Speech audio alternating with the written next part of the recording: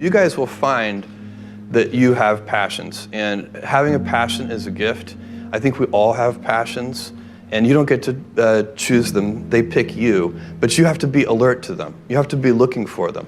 And when you find your passion, it's a fantastic gift for you because it gives you direction, it gives you purpose. You can have a job, or you can have a career, or you can have a calling. And the best thing is to have a calling. And if you find your passion, you'll have that, and all your work won't feel like work to you. Many kids and many grown-ups do figure out over time what their passions are. And sometimes we let I don't think it's that hard. I think what happens though sometimes is that we let our intellectual selves overrule those passions. And so that's what needs to be guarded against. My job, one of my jobs as the leader of Amazon, is to encourage people to be bold. And people love to focus on things that aren't yet working. And that's good, it's human nature. That kind of divine discontent can be very helpful. But it's incredibly hard to get people to take bold bets. And you need to encourage that. And if you're gonna take bold bets, they're gonna be experiments. And if they're experiments, you don't know ahead of time whether they're gonna work.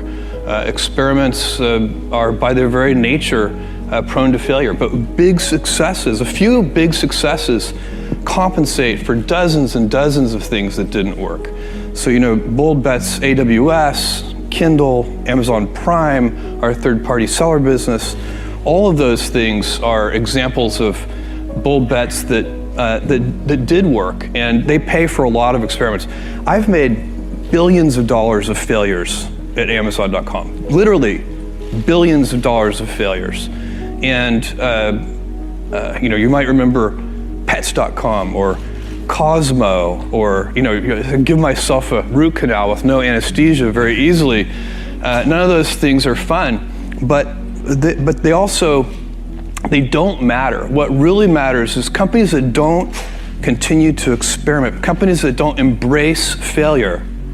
They eventually get in a desperate position where the only thing they can do is make a kind of Hail Mary bet at the very end of their corporate existence.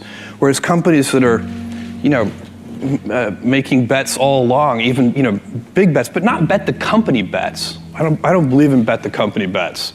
That's when you're desperate. That's the last thing you can do. It's not, you could be out of work and have terrible work-life balance. Even though you've got all the time in the world, you could just feel like, oh my God, I'm miserable, and you would be draining energy.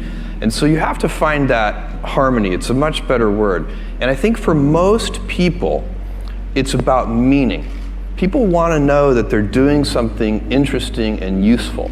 And for us, because of the challenges that we have chosen for ourselves, we get to work in the future, and it's super fun to work in the future for the right kind of person. You need to be nimble and robust. So you need to be able to take a punch, and you also need to be quick and innovative and doing new things at a high speed. That's the best defense against the future.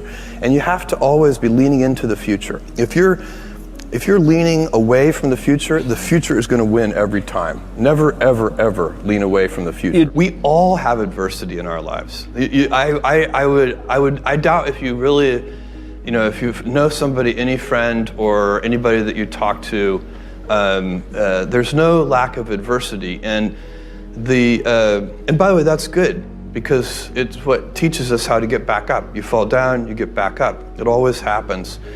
And you get certain gifts in life, and you want to take advantage of those. But I guess my advice on adversity and success would be to be proud not of your gifts, but of your hard work and your choices. So, you may be, the kinds of gifts you get in life, you might be really good at math. It might be really easy for you. That's a kind of gift. But practicing that math and taking it to the next step, that could be very challenging and hard, and take a lot of sweat. That's a choice. You can't really be proud of your gifts because they were given to you. You can be grateful for them and thankful for them. But your choices, you choose to work hard.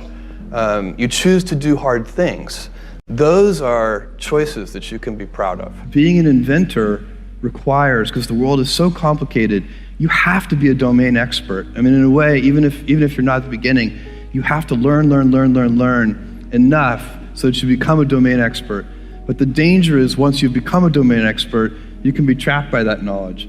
And so inventors have this paradoxical ability to have that 10,000 hours of practice and be a real domain expert and have that beginner's mind.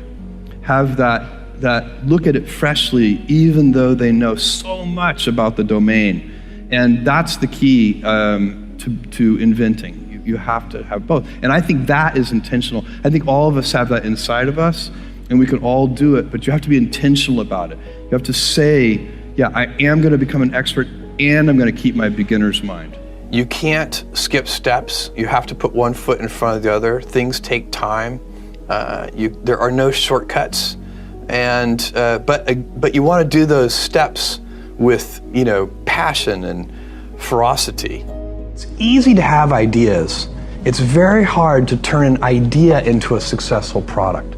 There are a lot of steps in between, and it takes persistence, relentlessness. So I always tell people who are who think they want to be entrepreneurs, you need a combination of stubborn relentlessness and flexibility. And you have to know when to be which. And basically you need to be stubborn on your vision, because otherwise it'll be too easy to give up. But you need to be very flexible on the details, because as you go along pursuing your vision, you'll find that some of your preconceptions were wrong, and you're going to need to be able to change those things.